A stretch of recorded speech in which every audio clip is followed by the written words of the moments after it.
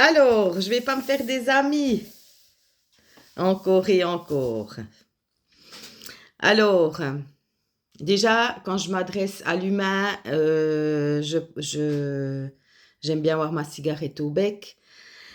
Quand je m'adresse à mon monde céleste, je fais très attention, j'ai beaucoup de respect.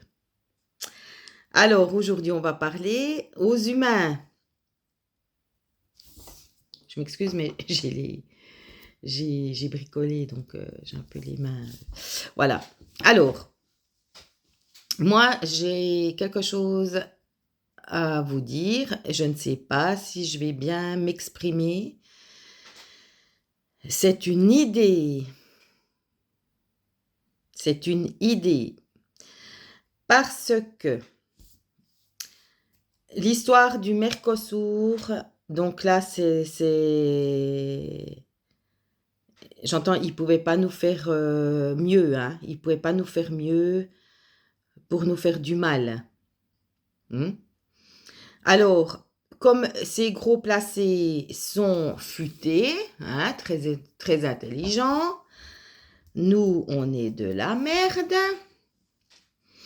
Alors, essayons de réfléchir, bonne personne, à comment, soyons aussi futés, comment peut-on sauver nos agriculteurs?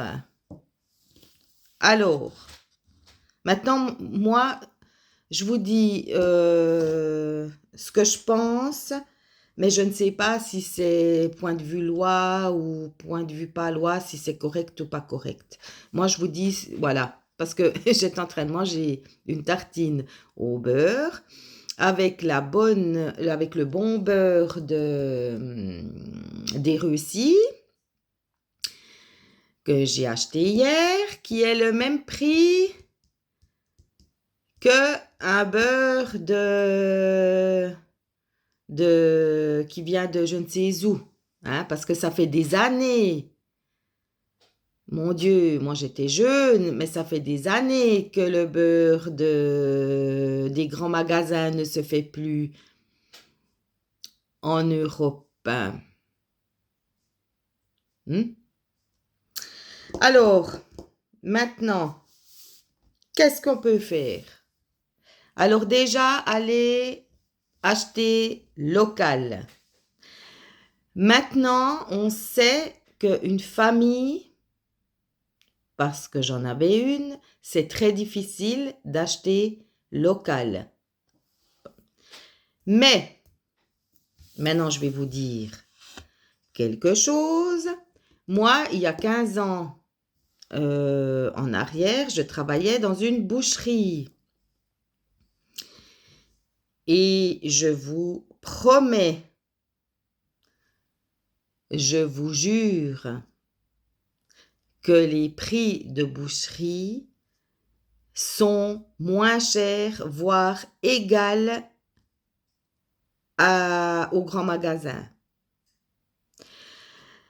Maintenant, qu'est-ce qui nous fait qu'on est trompé, entre guillemets? Je vous parle de mon expérience.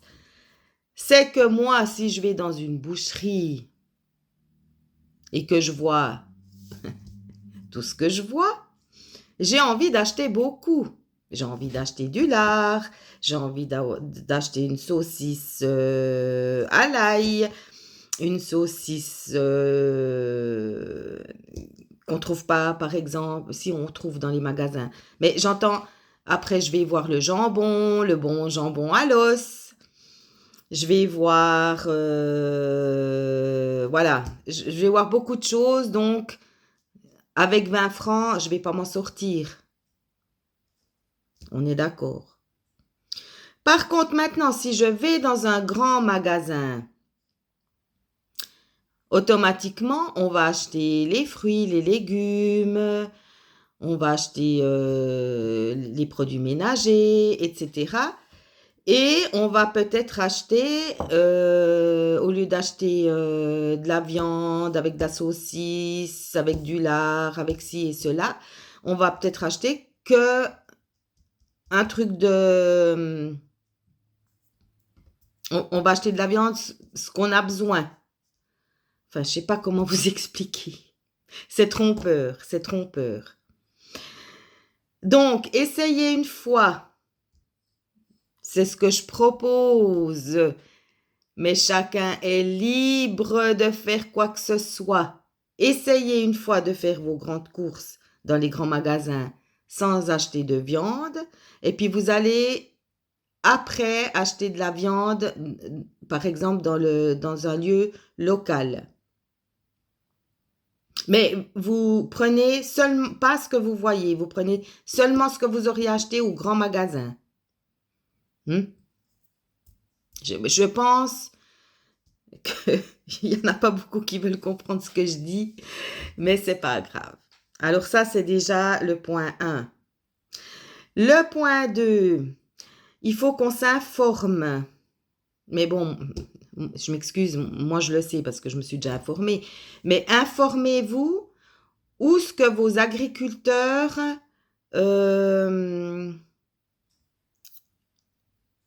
mettent, on dit pas mettre, où vos agriculteurs mettent de la viande dans vos magasins. Informez-vous de ça. Moi, je pense que maintenant, le moment, il est venu qu'on doit s'informer. Informez-vous auprès des paysans. Écoute, ta viande, tu la mets dans quel magasin? Parce que moi, je pense que, bon, ici, ça se fait, mais je pense que même en France, vous avez des magasins locaux où c'est que vos paysans, ils mettent leur viande. Donc, il vous faut aller là, dorénavant. Il faut boycotter le Mercosur. Il faut boycotter la viande qui ne sera pas saine. Après, vous allez me dire, mais Véro, la viande, j'entends déjà les gens. Mais Véro, n'importe quelle viande, c'est pas sain, etc. Il faut manger des fruits et des légumes. Mais que sachez quand même que la viande, elle donne des choses que les œufs ne donnent pas, que les lentilles ne donnent pas. Il y a autre chose que du fer. Donc les gens qui pensent que la viande n'est pas bonne, ils se trompent, renseignez-vous aussi. Maintenant, je suis pas en train de dire qu'il faut manger de la viande tous les jours. Moi, j'en mange pas du tout de la viande tous les jours, hein. Mais une fois de temps en temps, allez à la boucherie et puis vous achetez une bonne viande que vous savez d'où elle vient, d'où elle vient, d'où elle vient, je ne sais pas comment m'exprimer. Donc, maintenant, il faut arrêter de dire, s'il vous plaît, à quelqu'un qu'il faut manger ci ou ça parce que c'est bon pour la santé ou c'est pas bon pour la santé. Parce que nous sommes assez grands, je pense, pour savoir qu'est-ce qui est bon et pas bon pour notre santé. Comme je l'ai toujours dit, notre corps, notre machine qui a été si bien conçue, elle nous donne des signaux. Voilà. S'il vous plaît, écoutez-vous. Au lieu d'écouter les conneries des autres. Moi, j'ai plein d'expérience là-dessus. Plein d'expérience. On n'ose pas manger du lait parce que si et parce que ça. Nom de bleu, je donne mon cas que j'ai vu par mes propres yeux. En Italie, il y a 32 ans en arrière, les gens mangeaient du lait avec du café et du pain trempé dedans. C'est des personnes qui ont passé 90 ans, qui avaient 90 ans en ce temps-là. Mais pourquoi? parce qu'il ne buvait pas du lait de n'importe où. Il prenait du lait de la ferme, par exemple. Moi, je vais parler de ma belle-mère qui a fait la guerre 39-45. Pendant ces 5 ans-là, qu'est-ce qu'ils mangeaient en Italie du Nord? Ils avaient quoi? Ils avaient des marrons, du pain et du sucre, je pense. Ça, je me souviens peu. Moi, je me souviens qu'elle m'a dit des marrons et du pain. Pendant 5 ans, ils ont mangé des marrons et puis de la Nutella. Ils ont mangé pendant 5 ans des marrons, du pain et de la Nutella. Vous savez à quel âge elle est morte, ma belle-mère? À 94 ans. Ma mère, qui nous a toujours embêtés, pour ne pas dire emmerdés. Fais attention à ci, parce que sinon c'est pas bon pour la santé.